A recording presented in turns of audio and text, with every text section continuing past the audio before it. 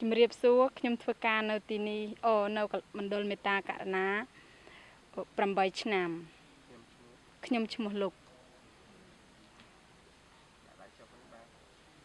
How to start working here in Long?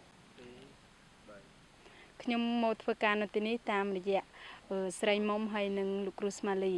ពីមុនខ្ញុំបាក់ដៃធ្វើការអីកើតហើយគាត់សួរថាអាចមកចរះស្មៅ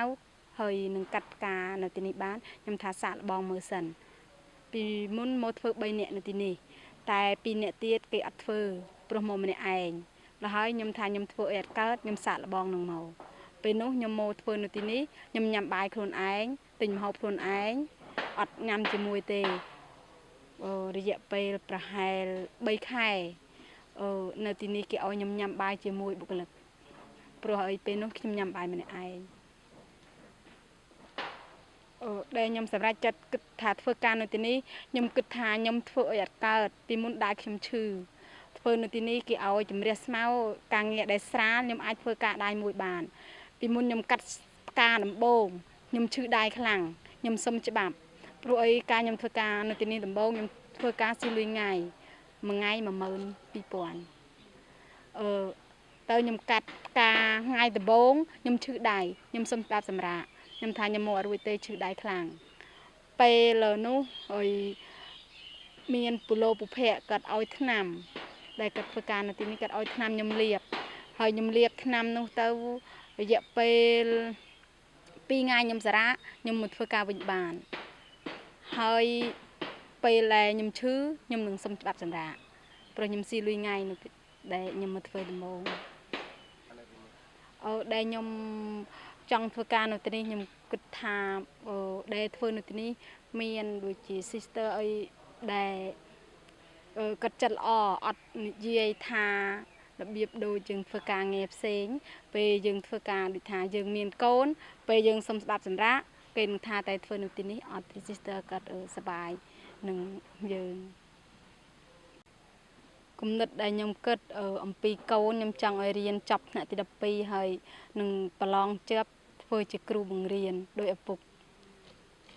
នៅក្នុងកន្លែងធ្វើការងារដែលខ្ញុំចូលចិត្តជាងគេបំផុតគឺខ្ញុំចូលចិត្តខាងផ្កាចង់ដាំផ្កា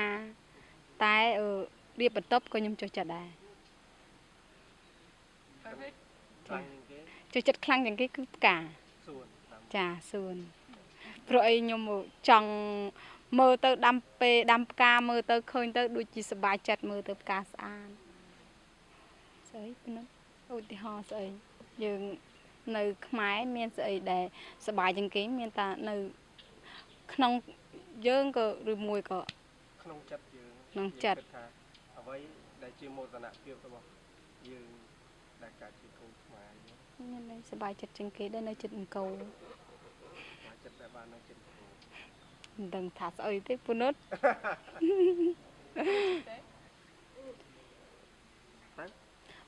ដែលខ្ញុំធ្វើការនៅទីនេះបានយូរមកពីធ្វើការនៅកន្លែងមណ្ឌលមេតាករណានេះមានបុគ្គលិកទាំងអស់ចេះជួយគ្នាយល់ចិត្តគ្នា